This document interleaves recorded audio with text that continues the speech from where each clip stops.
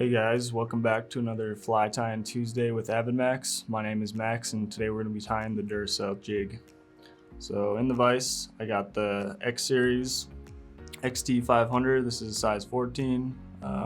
Nice little strong jig hook. It does have the barb on there, so it gives you the option of pinching it or a micro barb while you're fishing it. Occasionally, even if you keep pressure on a fish, it could pop out with the amount of weight that the tungsten bead has on the fly and causes it to kind of swing out of the fish's mouth. So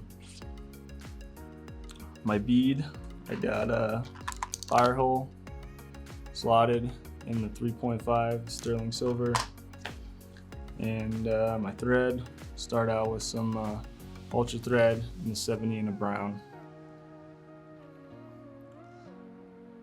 So start off, make some wraps right behind the bead here, and I'm going to try to secure my bead with wraps, and that just allows the big gap to be pointed up, which kind of opens up your hook gap here a little bit more than if you were to just tie it around the other way. So something to watch for as you're tying jig flies.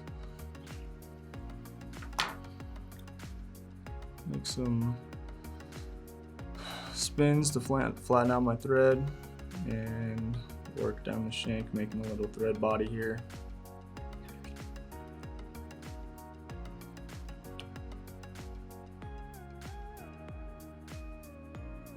And we'll be using some whiting. This is the tailing pack. This is the dark Pardo. This is a lifetime supply, so kind of buy it once and never have to worry about it again. So I'm going to grab probably 8 to 10 fibers, try and make sure the tips are lined up as best I can, and tie that down onto the shank here.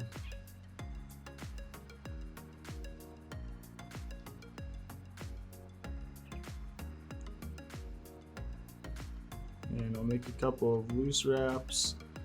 I can kind of measure out how long I want my tail. Slide them in a little bit. I'm going to go about the length of the shank. This one I'll probably go a little bit shorter. And make some securing wraps on there.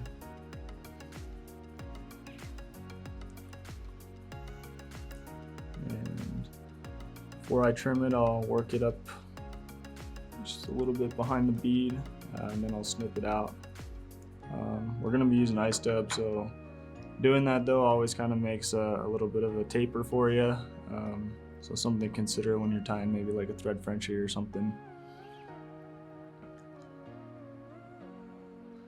So now I'm going to grab for some ultra wire, Brassie size in a red.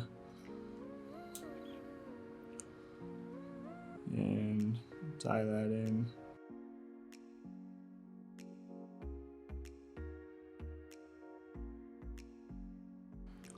Work that all the way back to my tail.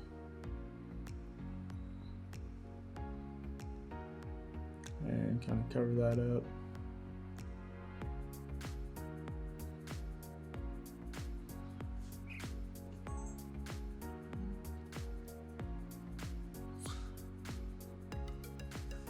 Once I got that tied in, I'm going to grab for some ice dub.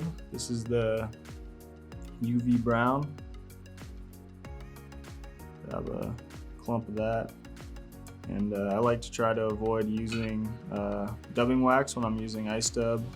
I think it kind of clumps it a little too much together. So start making a noodle. Usually the sweat from my hands kind of makes at least tightens it up a little bit. If I can make a little bit of a taper, try to. Usually slimmer at the top. It's the top closest to the shank, and then start building a little bit of a taper.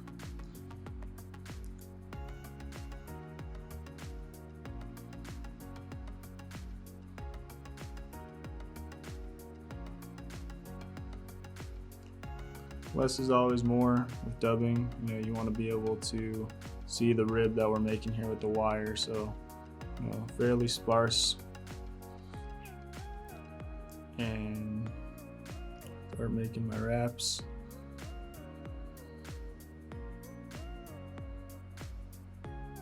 Work on that taper going up a little bit. And I'll stop fairly short of the bead because that's where we're gonna leave ourselves some room for a collar and our CDC. So I'm gonna take my wire, make some even ribs.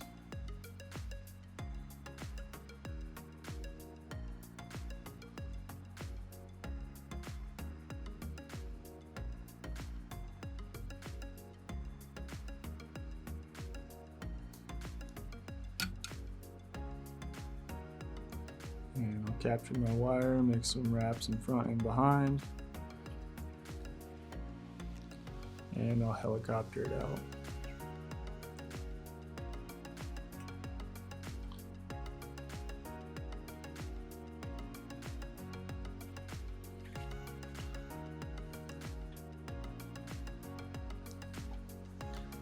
So now I've got some Super Select from Wapsi. This is the brown. And I already got some prepped. These are the Stone Faux material clips. You can use anything, chip clip. There are a couple of nice CDC tools out there that allow you to fold the feather in half and grab both feathers. While I'm doing this, I just line up 2 feathers and put them on top of one another and then capture one side of them. So I'm kind of doubling up the amount of CDC I have in there. So I want to make sure that my thread is flat before I get into this, and that's just making counterclockwise spins to make sure my thread is you know, flat when I grab it to actually split my thread. You could always do this with a dubbing loop. I think splitting your thread though is easier. With the 70, it's a little more challenging, but you can still get it done. Take a bodkin, make sure my thread is flat.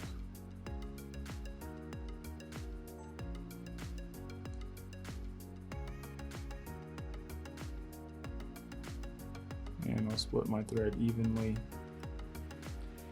I'll take a little bit of my dubbing wax, and spread that on there to make sure it grabs the CDC.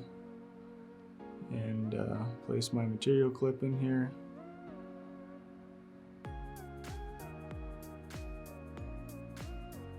And got that in there. And then I'm gonna make some more spins. Kind of flare those out.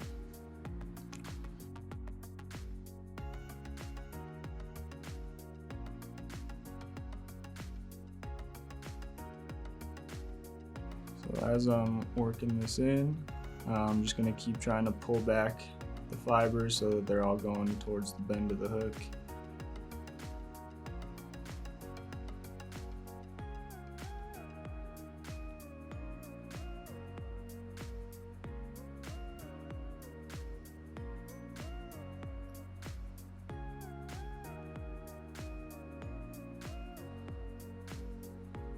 Got that in there. So some of the longer ones, you know, that might be a little different sizes. I like to just pluck them out, try and even them up with the other ones. And then we're just going to take a little bit of ice dub and build our collar, and then we'll finish the fly.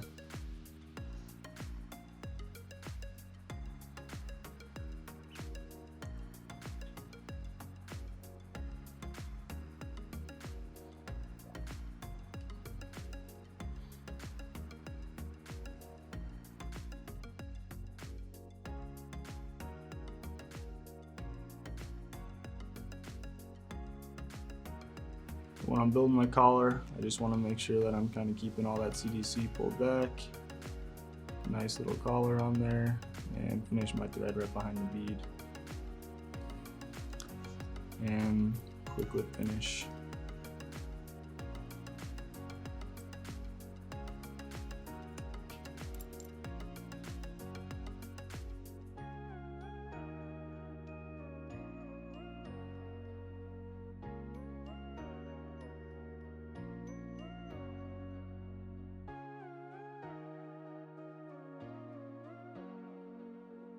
there you have it. Duracell jig.